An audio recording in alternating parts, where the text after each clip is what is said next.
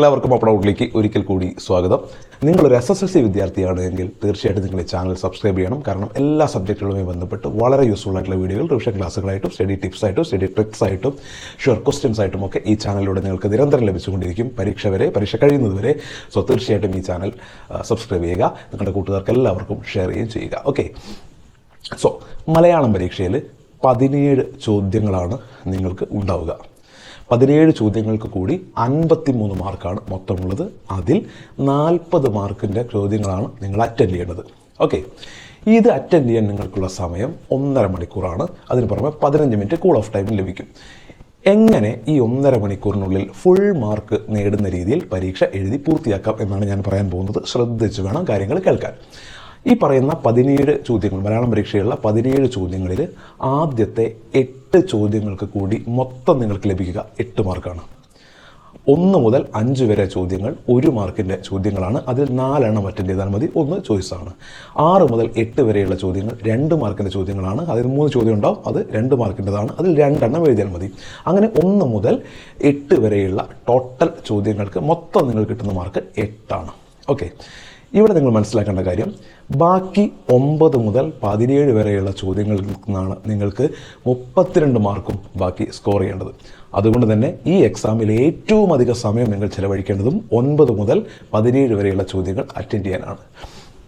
ഈ 1.5 മണിക്കൂറിൽ ഏറ്റവും ആദ്യം നിങ്ങൾ കൂൾ ഓഫ് ടൈം, 1.5 മണിക്കൂറല്ല, 1.5 മണിക്കൂർ പുറമേ ഒരു കൂൾ ഓഫ് ടൈം, ഈ കൂൾ ഓഫ് ടൈമിൽ ക്വസ്റ്റ്യൻ പേപ്പർ കയ്യിൽ കിട്ടിക്കഴിഞ്ഞാൽ നിങ്ങൾ ആദ്യം ചെയ്യേണ്ടത് ആദ്യത്തെ 5 വൺ വേർഡ് ചോദ്യങ്ങൾ നോക്കുക, കൃത്യമായിട്ട് ഉത്തരം അറിയുന്ന 4 എണ്ണം കണ്ടെത്തുക. ആ ഉത്തരങ്ങൾ അപ്പോഴേ മൈൻഡിൽ സെറ്റ് ചെയ്ത് വെക്കുക. ആ 4 വൺ വേർഡ് ഉത്തരങ്ങൾ, അല്ലെങ്കിൽ 4 1 മാർക്ക് വൺ വേർഡ് തന്നെയാണെന്നില്ല, 1 മാർക്ക് ചോദ്യത്തിൻ്റെ 4 ഉത്തരങ്ങൾ അപ്പോഴേ മനസ്സിൽ സെറ്റ് ചെയ്ത് വെക്കുക. അതേപോലെ 2 മാർക്ക് ചോദ്യങ്ങൾ 3 ഉണ്ടല്ലോ, അതിൽ ഏറ്റവും നന്നായിട്ട് ഉത്തരം എഴുതാൻ പറയുന്ന 2 മാർക്കിൻ്റെ 2 ചോദ്യങ്ങൾ. ഈ 2 മാർക്ക് ചോദ്യങ്ങൾ 2ഓ 3ഓ വാചകം മാത്രം എഴുതിയാൽ മതി, നിങ്ങൾ കുറേ എഴുതി വെക്കരുത്. ഓക്കെ, അതും കൃത്യമായിട്ട് മനസ്സിൽ കണ്ടെത്തി വെക്കുക. ഇതാണ് ഏറ്റവും ആദ്യം നിങ്ങൾ കൂൾ ഓഫ് ടൈമിൽ ചെയ്യേണ്ടത്. അല്ലാതെ കൂൾ ഓഫ് ടൈമിൽ നിങ്ങൾ ആദ്യം പോയിട്ട് അവസാനത്തെ ചോദ്യങ്ങൾ വായിച്ച് അതൊന്നുമല്ല നിങ്ങൾ ആദ്യം ചെയ്യേണ്ടത്. ആദ്യത്തെ 8 ചോദ്യങ്ങൾ ഉത്തരം കണ്ടെത്തി വെക്കുക. ആൻസർ ഷീറ്റ് കയ്യിൽ തന്നാൽ ഉടൻ, നിങ്ങൾക്ക് എഴുതി തുടങ്ങാനുള്ള ടൈം ഉണ്ടല്ലോ, കൂൾ ഓഫ് ടൈം കഴിഞ്ഞിട്ട് എക്സാം തുടങ്ങുന്ന ടൈം ഉണ്ടല്ലോ, ആദ്യത്തെ 10 മിനിറ്റിനുള്ളിൽ 10 പോലും നിങ്ങൾക്ക് ആവശ്യമുണ്ടാവില്ല, പരമാവധി 10 മിനിറ്റ് എടുക്കാം. ആ 10 മിനിറ്റിനുള്ളിൽ ഈ 8 ചോദ്യങ്ങൾ ഉത്തരവും എഴുതി കഴിഞ്ഞിട്ടുണ്ടാവണം. അത് എത്ര കുറയ്ക്കാൻ പറ്റുമോ അത്രയും നല്ലത്. മാക്സിമം നിങ്ങൾക്ക് 10 മിനിറ്റ് എടുക്കാം, വേണ്ടി വരില്ല. കാരണം നിങ്ങൾ ആദ്യം ഉത്തരം കണ്ടെത്തിയതാണ്. 4 വൺ വേർഡ് എഴുതാൻ നിങ്ങൾക്ക് 1 മിനിറ്റോ 2 മിനിറ്റോ മതി. ബാക്കി 2 മാർക്ക് ചോദ്യം എഴുതാൻ മാക്സിമം ഒരു 3, 4, 5 മിനിറ്റ് മതി. സോ ഈ രീതിയിൽ 10 മിനിറ്റിനുള്ളിൽ നിങ്ങൾ എന്ത് ചെയ്യണം? ആദ്യത്തെ 8 ചോദ്യങ്ങളുടെ ഉത്തരം എഴുതണം. അതിനുശേഷമാണ് ബാക്കി ചോദ്യങ്ങൾ അറ്റൻഡ് ചെയ്യേണ്ടത്. ഇനിയാണ് നിങ്ങൾ ശ്രദ്ധിക്കേണ്ട കാര്യം. ഇനി ആദ്യത്തെ 8 ചോദ്യങ്ങൾ അറ്റൻഡ് ചെയ്യുമ്പോൾ നിങ്ങൾ ഒരു കാര്യം, ചിലപ്പോൾ നിങ്ങൾക്ക് 5 വൺ വേർഡ് ചോദ്യങ്ങൾ ഉത്തരവും അറിയാമായിരിക്കാം. പക്ഷേ നിങ്ങൾ 5 എഴുതണ്ട, നിങ്ങൾക്ക് ഏറ്റവും നന്നായിട്ട് ഉറപ്പുള്ള 4 എണ്ണം മാത്രം എഴുതിയാൽ മതി. ഇനി 2 മാർക്കിൻ്റെ 3 ചോദ്യങ്ങളിൽ ചിലപ്പോൾ നിങ്ങൾക്ക് 3 അറിയാമായിരിക്കും. പക്ഷേ നിങ്ങൾ അതിൻ്റെ ഒന്നും ആവശ്യമില്ല, നിങ്ങൾ ആ 2 എണ്ണം മാത്രം അവിടെ എഴുതിയാൽ മതി. 3ാമത്തത് അറിയാമെന്ന് കരുതി ആദ്യമേ നിങ്ങൾ എഴുതി വെക്കണ്ട. ഓക്കെ, പിന്നെയാണ് ഏറ്റവും പ്രധാനപ്പെട്ടത് 4 മാർക്കിൻ്റെ ചോദ്യങ്ങൾ 6 എണ്ണമുണ്ട്.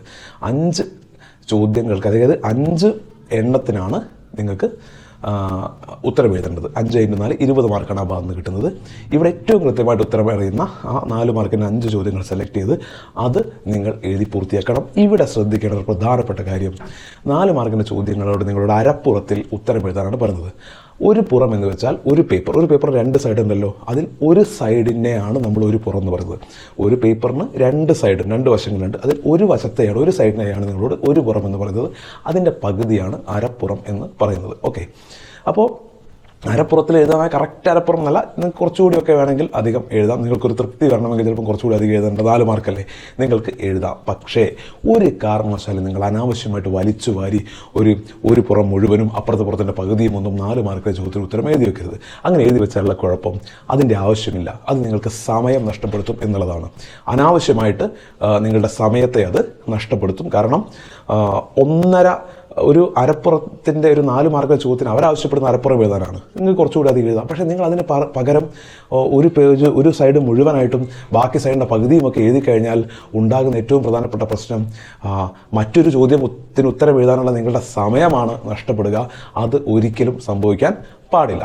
കാരണം നിങ്ങളിപ്പോൾ ഒരു 4 മാർക്കിന് ചോദ്യത്തിന് 1.5 പേജ് എഴുതി വെച്ച് അടുത്ത ചോദ്യത്തിന് എഴുതി വെച്ചാലും അല്ലെങ്കിൽ ആ 1.5 പേജ് എഴുതിയാലും അതിന് 4 മാർക്ക് കിട്ടൂ. ഇനി നിങ്ങൾ ഒരു പുറത്തിൻ്റെ ഒരു 3/4 ഭാഗം എഴുതിയാലും നിങ്ങൾക്ക് 4 മാർക്ക് കിട്ടൂ. നിങ്ങൾ അതിന് പകരം ഒരുപാട് 1-2 പേജ് എഴുതി വെച്ച് നിങ്ങൾക്ക് 4 മാർക്ക് ചോദ്യത്തിന് ആരും 5 മാർക്കോ 6 മാർക്കോ തരില്ല. സോ ആ 4 മാർക്കിന് ആവശ്യമുള്ളത് മാത്രം നിങ്ങൾ എഴുതിയാൽ മതി. പകരം നിങ്ങൾ ഒരുപാട് എഴുതി കഴിഞ്ഞാൽ അവസാനത്തേക്ക് ഏതെങ്കിലും ഒരു 4 മാർക്ക് ചോദ്യമോ അല്ലെങ്കിൽ 6 മാർക്ക് ചോദ്യമോ അറ്റൻഡ് ചെയ്യാനുള്ള സമയം നിങ്ങൾ നഷ്ടപ്പെടും.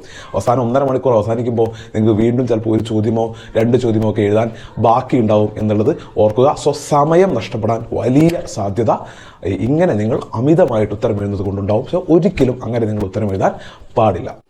ഇനി മറ്റൊരു പ്രധാനപ്പെട്ട കാര്യം, 4 മാർക്കിൻ്റെ 6 ചോദ്യങ്ങളുണ്ട്. അതിൽ 5 എണ്ണം എഴുതിയാൽ മതി. ചിലപ്പം 6ാമത് നിങ്ങൾ നന്നായിട്ട് അറിയുന്നതായിരിക്കും. അപ്പം നിങ്ങൾ തോന്നുന്നു ഇതും കൂടി എഴുതി വെച്ചേക്കാം, ഇതിൽ ഏറ്റവും ബെസ്റ്റ് അവർ എടുത്തോട്ടെ എന്ന്. എഴുതാം, അതിന് കുഴപ്പമൊന്നുമില്ല. പക്ഷേ സ്റ്റാർട്ടിങ്ങിൽ അല്ലെങ്കിൽ തുടക്കത്തിൽ എക്സാം എഴുതി പോകുമ്പോൾ നിങ്ങളൊരു കാരണവശാലും ഈ 6ാമത്തെ ചോദ്യത്തിന് എക്സ്ട്രാ വരുന്ന ഈ ചോയ്സ് ക്വസ്റ്റ്യനിൽ എക്സ്ട്രാ വരുന്ന ചോദ്യത്തിൽ കൂടി ഉത്തരം എഴുതരുത്. അത് നിങ്ങൾക്ക് എഴുതേണ്ടത് എപ്പോഴാണ് എന്ന് ഞാൻ പറഞ്ഞുതരാം. തുടക്കത്തിൽ 6ൽ 5 എണ്ണം എഴുതാൻ പറഞ്ഞാൽ ആ 5 എണ്ണം എഴുതി കംപ്ലീറ്റ് ചെയ്യുക. എന്നിട്ട് നേരെ തൊട്ടടുത്ത് വരുന്ന 6 മാർക്കിൻ്റെ 3 ചോദ്യങ്ങളുണ്ടല്ലോ, അതിൽ 2 എണ്ണം എഴുതാൻ പറഞ്ഞിട്ടുണ്ടല്ലോ, ആ 2 എണ്ണവും എഴുതുക. എന്ന് വെച്ചാൽ 1 മാർക്കിൻ്റെ 4 ചോദ്യങ്ങളും അറ്റൻഡ് ചെയ്യുക. ആദ്യം 2 മാർക്കിൻ്റെ 2 ചോദ്യങ്ങൾ അറ്റൻഡ് ചെയ്യുക, 4 മാർക്കിൻ്റെ 5 ചോദ്യങ്ങൾ അറ്റൻഡ് ചെയ്യുക, 6 മാർക്കിൻ്റെ 2 ചോദ്യം അറ്റൻഡ് ചെയ്യുക. ഈ രീതിയിൽ ആവശ്യപ്പെട്ടത് മാത്രം നിങ്ങൾ അറ്റൻഡ് ചെയ്തിട്ട് കൃത്യമായിട്ട് തീർന്നിട്ട് ബാക്കി നിങ്ങൾക്ക് സമയം ഉണ്ടെങ്കിൽ ചിലപ്പോൾ നിങ്ങൾ 1.25 മണിക്കൂർ കൊണ്ട് ഇതെല്ലാം എഴുതി തരും. പിന്നെ ഒരു 15 മിനിറ്റ് ഉണ്ടെങ്കിൽ നിങ്ങൾക്ക് എന്ത് ചെയ്യാം, ചോയ്സിലുള്ള ബാക്കി ചോദ്യങ്ങൾ കൂടി എഴുതാം. ഈ 4 മാർക്കിൽ നിങ്ങൾ ബാക്കി വെച്ചാൽ ആ ചോയ്സിലുള്ള എക്സ്ട്രാ ക്വസ്റ്റ്യനും 6 മാർക്കിൻ്റെ എക്സ്ട്രാ ക്വസ്റ്റ്യനും ഒക്കെ അതിന് ശേഷം മാത്രം എഴുതുക. അപ്പോൾ ആദ്യം നിങ്ങൾ കംപ്ലീറ്റ് ആയിട്ടും അവരാവശ്യപ്പെട്ടത് 5-ൽ 4 എഴുതാൻ പറയുന്നതെങ്കിൽ ആ 4 എണ്ണം മാത്രം എഴുതുക. 3-ൽ 2 എണ്ണമാണ് എഴുതാൻ പറഞ്ഞെങ്കിൽ അത് മാത്രം എഴുതുക. കാരണം നിങ്ങളുടെ മെയിനായിട്ടുള്ള നിങ്ങൾ നിർബന്ധമായും അറ്റൻഡ് ചെയ്യേണ്ട ക്വസ്റ്റ്യൻസ് അറ്റൻഡ് ചെയ്തതിന് മുന്നേ എക്സ്ട്രാ ക്വസ്റ്റ്യൻ ചെയ്യാൻ നിന്ന് കഴിഞ്ഞാൽ അവസാനം നിങ്ങൾക്ക് സമയം നഷ്ടപ്പെടാൻ വലിയ സാധ്യതയുണ്ട്. അതുകൊണ്ടാണ് പറയുന്നത് ആദ്യം ആവശ്യപ്പെട്ടത് മാത്രം എഴുതുക. പിന്നീട് സമയം ബാക്കിയുണ്ടെങ്കിൽ മാത്രമേ എക്സ്ട്രാ ക്വസ്റ്റ്യൻസ് നിങ്ങൾ അറ്റൻഡ് ചെയ്യാൻ പാടുള്ളൂ. പിന്നെ 6 മാർക്ക് ചോദ്യമായാലും ഒരു പുറമാണ് എഴുതാൻ പറഞ്ഞത്, വേണമെങ്കിൽ നിങ്ങൾക്ക് 1.5 പുറം വരെയൊക്കെ എഴുതാം. അതല്ലാതെ 2-3 പേജൊന്നും എഴുതിയിട്ട് സമയം വെറുതെ കളയരുത്. ഓക്കെ, അതുകൊണ്ട് നിങ്ങൾക്ക് ഒരു ഗുണവും കിട്ടാനില്ല. പിന്നെ എല്ലാ ചാപ്റ്ററിൻ്റെയും തീം എന്താണ്? ഒരു കഥ നിങ്ങൾ പഠിക്കുമ്പോൾ അതിൽ ഒരാശയം പറയുന്നുണ്ടാവും അല്ലേ? നിങ്ങൾക്കിപ്പം അമ്മത്തൊട്ടിൽ എന്ന് പറയുന്ന ചാപ്റ്റർ ഉണ്ട്, അതിൽ പറയുന്നൊരു തീമുണ്ട്. അങ്ങനെ ഓരോ ചാപ്റ്ററിനും ഓരോ തീമുണ്ട്. ആ തീം കൃത്യമായിട്ട് മനസ്സിലാക്കുകയും ആ തീമിനോ സപ്പോർട്ട് ചെയ്ത രീതിയിൽ പുറത്തുനിന്ന് എഴുതാൻ പറ്റുന്ന കാര്യങ്ങളുണ്ട്. നിങ്ങളുടെ അഭിപ്രായങ്ങളായിട്ട് ആ തീമിനെ കുറിച്ചിട്ട് നിങ്ങളുടെ അഭിപ്രായങ്ങളായിട്ട് എഴുതാൻ പറ്റുന്ന കുറേ കാര്യങ്ങൾ നിങ്ങൾ മാക്സിമം കണ്ടെത്തി വെക്കുക. ടീച്ചേഴ്സിനോട് ചോദിച്ചോ നെറ്റിൽ നിന്നൊക്കെ മാക്സിമം കണ്ടെത്തി വെക്കുക. കാരണം നിങ്ങളുടെ ഉത്തരം എഴുതുമ്പോൾ നിങ്ങളുടെ അഭിപ്രായം എന്ന രീതിയിൽ എക്സ്ട്രാ ആയിട്ട് ആ തീമുമായി ബന്ധപ്പെട്ട കാര്യങ്ങൾ കൂടി അതിൽ ഉൾപ്പെടുത്തി എഴുതി കഴിഞ്ഞാൽ നല്ല മാർക്ക് സ്കോർ ചെയ്യാൻ സാധിക്കും.